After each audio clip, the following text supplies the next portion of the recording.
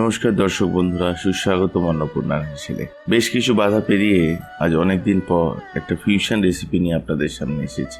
নামটা আমারই দেওয়া, চাইনিজ বিরিয়ানি। তাহলে আসুন দেখে নেওয়া যাক বানানোর পদ্ধতিটা। এই রান্নাটাতে আমাদের লাগবে 500 গ্রামের মতো বাসমতি চাল বা যে কোনো লং গ্রেন রাইস। তাছাড়া লাগবে বেল পেপার, ক্যাপসিকাম, পেঁয়াজ পাতা, আদা, রসুন, পেঁয়াজ, কাঁচা লঙ্কা আর কারি পাতা। আর অবশ্যই লাগছে চিকেন। 750 গ্রাম মতো চিকেন নিচ্ছি, বোনলেস এবং উইথ বোন মিলিয়ে।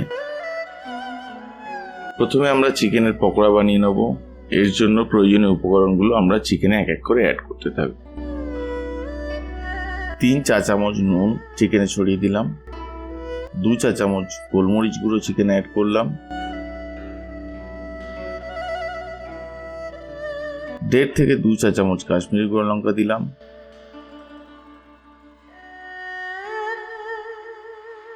2 থেকে 3 চা চামচ ঝাল গুঁড়ো লঙ্কা অ্যাড করলাম। 2.5 চামচের মতো রসুন বাটা অ্যাড করব। 1.5 চামচের মতো আদা বাটা দিয়ে দেবো। গ্রিন চিলি সস দেবো 1.5 চা চামচ। টমেটো সস 5 থেকে 6 চা চামচ। চাইলে একটু সয়া সস 1 চা চামচের মতো অ্যাড করতে পারি, এটা অপশনাল, স্কিপও করতে পারেন আপনারা। অথবা রেড চিলি সস 1 চা চামচের মতো দিয়ে দিতে পারেন। এরপর 2টো ডিম ফাটিয়ে চিকেনে দিয়ে দেবো।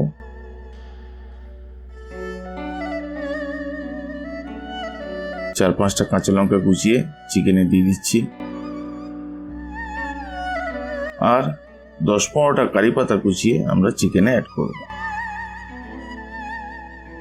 এরপর সবকিছু ভালো করে চিকেনের সাথে মাখিয়ে চিকেনটাকে 15 থেকে 30 মিনিটের জন্য ম্যারিনেশনে রাখবো।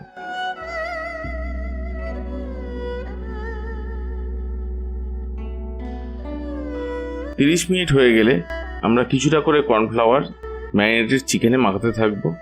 চিকেনের ব্যাটারটা আমরা একটু লুজই রাখবো, এতে পকোড়া কোটিংটা পাতলা হয়।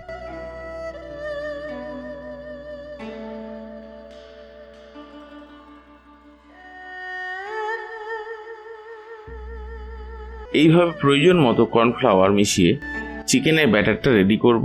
মোটামুটি 70 থেকে 80 গ্রাম মতো কর্নফ্লাওয়ার এতে লাগতে পারে।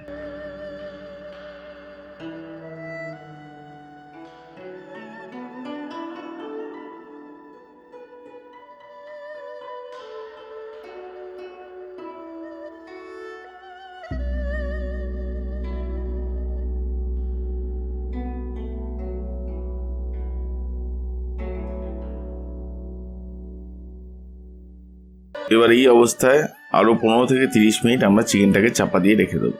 30 মিনিট পর একটা কড়া বা ফ্রাইং প্যান ওভেনে বসিয়ে তাতে ডিপ ফ্রাই করার মতো সাফিসিয়েন্ট পরিমাণে সয়াবিন অয়েল ঢেলে তেলটাকে ভালো করে গরম করে নেব। অন্যদিকে ম্যারিনেটেড চিকেনটার ঢাকনা সরিয়ে আরো একবার ভালো করে মাখিয়ে নেব। তেল গরম হয়ে এলে আমরা ম্যারিনেটেড চিকেনের পিসগুলো এক এক করে গরম তেলে ছাড়তে থাকবো।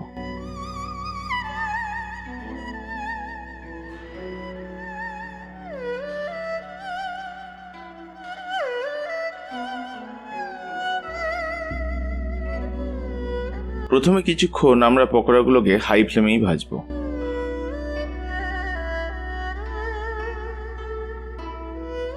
এবার পকোড়াগুলোর এক পিঠ যখন একটু ভাজা ভাজা হয়ে আসবে তখন পকোড়াগুলোকে আমরা উল্টে দেবো, যাতে এগুলো সব দিক থেকে সমানভাবে ভাজা হয়। এবার ফ্লেমটাকে একটু লো করে পকোড়াগুলোকে ভাজতে দেবো আর মাঝে মাঝে এগুলোকে উল্টে পাল্টে দিতে থাকবো।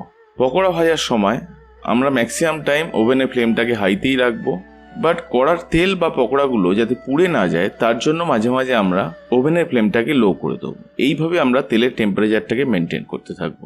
দেখুন, পকোড়ার আশপাশে তেলের বাবেলসগুলো যখন এরকম কমে আসবে তখন বুঝতে হবে পকোড়া ভাজা হয়ে গেছে। এবার আমরা তেল ছেঁকে পকোড়াগুলোকে অন্য একটি পাত্রে তুলে নেব। বাকি চিকেনগুলোকে আমরা এইভাবে ভেজে নেব।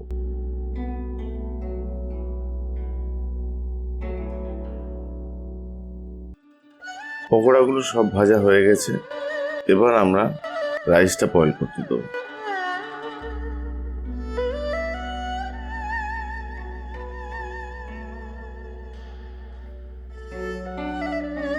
রাইসটাকে পারফেক্টলি সেদ্ধ করতে হবে যাতে ভাতটা ঝরঝরে থাকে, গলে না যায়।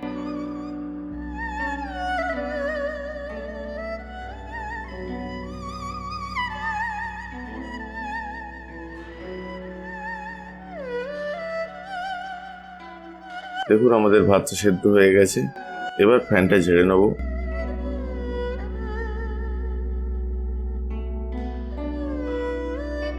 আর রাইসটাকে এইভাবে প্লেট বা যে কোনো ফ্ল্যাট সারফেসে ছড়িয়ে ঠান্ডা হতে দেবো। রাইসটা পুরোপুরি ঠান্ডা আর ঝরঝরে না হলে এটাকে কিন্তু ইউজ করা যাবে না। একটু সয়াবিন অয়েল গরম অবস্থায় মাখিয়ে দিতে পারলে ভাতটা ঝরঝরে থাকবে। এবার একটা বড় কড়া নেবো। সাধারণত ফ্রাইড রাইস করতে যেরকম পাতলা কড়া ব্যবহার করতে হয় সেই রকম। এতে বড় চামচের 4 চামচ সাদা তেল ঢালবো। আমি পকোড়া ভাজা তেলটাই ব্যবহার করছি। খেয়াল রাখবেন পকোড়া ভাজতে গিয়ে যদি তেলটা পুড়ে গিয়ে থাকে সেটা কখনো ব্যবহার করবেন না। আর এতে বড় চামচের 1 চামচ বাটারও অ্যাড করব।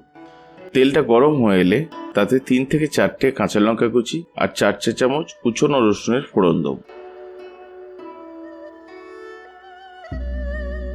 আর তার সাথে 1 মুঠো কারি পাতাও দিয়ে দেবো।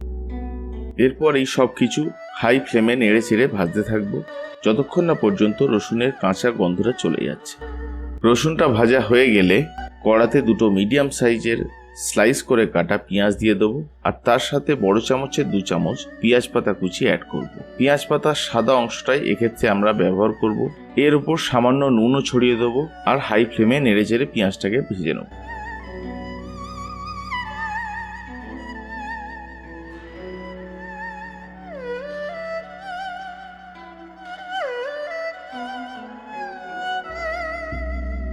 পেঁয়াজটা একটু নরম হয়ে এলে আমরা একটা করে capsicum, red bell pepper, yellow bell pepper slice করে কেটে কড়াতে দিয়ে দেব। এরপর হাই ফ্লেমে ক্যাপসিকাম আর বেল পেপারগুলোকে নেড়ে চেড়ে ভালো করে ভেজে নেব।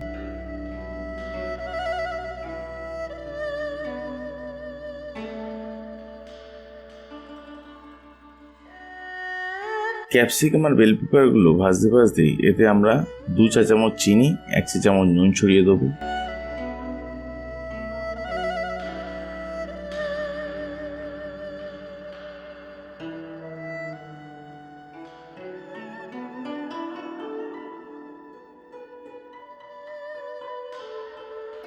ভেজিটেবলসগুলো একটু নরম হয়ে যাওয়া পর্যন্ত ফ্রাই করতে থাকবে। ভেজিটেবলসগুলো একটু নরম হয়ে এসছে। এবার আমরা কড়াতে বড় চামচের 5 থেকে 6 চামচ টমেটো সস, 2 বড় চামচ গ্রিন চিলি সস,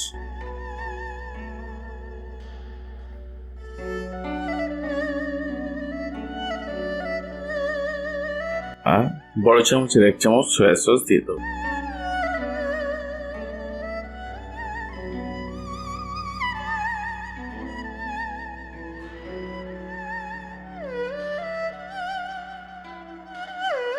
এর মাঝে এতে বড় চামচের 1 চামচ গোলমরিচ গুঁড়ো ছড়িয়ে দেবো।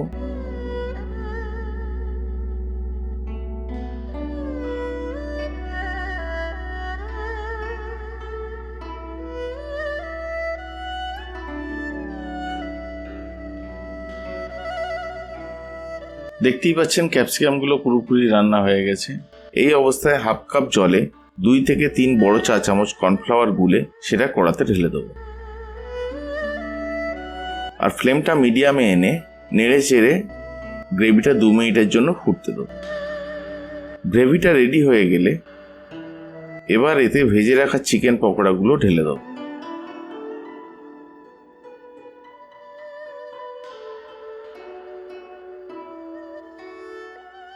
আর ফ্লেমটাকে হাই করে খুব কুইকলি আমরা এই চিকেন পকোড়াগুলোকে গ্রেভিটাতে টস করে নেব বা মিশিয়ে নেব।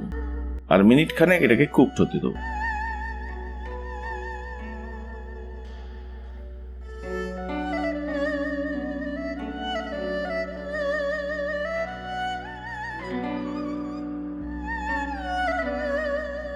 এখন আমরা ঠান্ডা করে রাখা রাইসটাকে খেপে খেপে চিকেন পকোড়া আর গ্রেভির সঙ্গে মেশাতে থাকবো। একসঙ্গে পুরো রাইসটা দিয়ে দেবেন না, তাতে মেশাতে অসুবিধা হবে।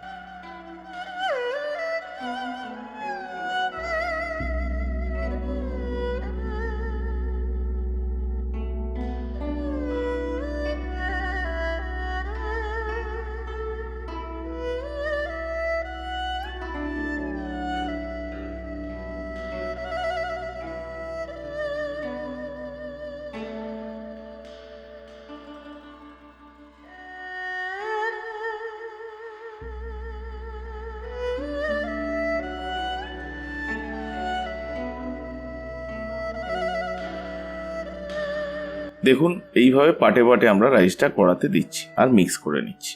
এই ধরনের রাইসের রেসিপি বা ফ্রাইড রাইস টাইপের রেসিপির জন্য আমরা যে কড়া ইউজ করব তার ম্যাক্সিমাম হাফ পোর্শন পর্যন্ত রাইস নেওয়া আমাদের উচিত, তাতে ভালো করে রাইসটাকে নেড়ে চেড়ে ফ্রাই করা যায়।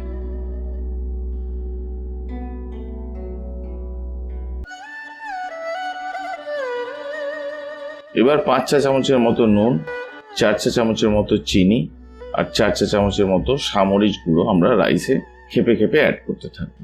আপনারা স্বাদ মতো নুন, চিনি, সামরিচের পরিমাণটা বাড়াতে কমাতে পারেন।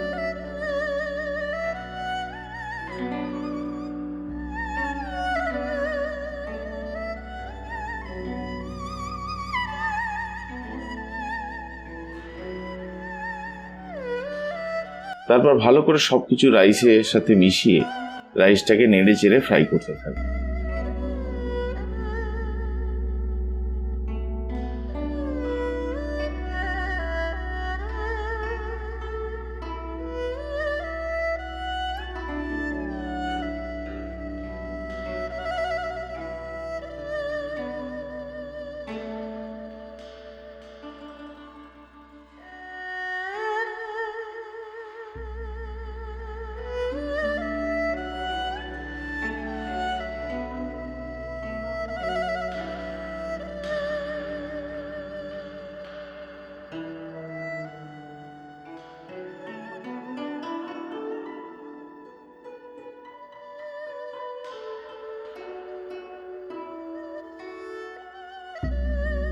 আমাদের Chinese biryani almost ready.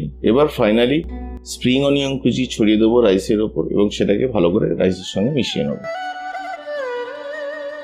Now it is ready to serve. এই ডিশটাকে আমরা কলকাতা স্টাইল চিলি চিকেনের সঙ্গেও খুব ভালোভাবে এনজয় করতে পারি।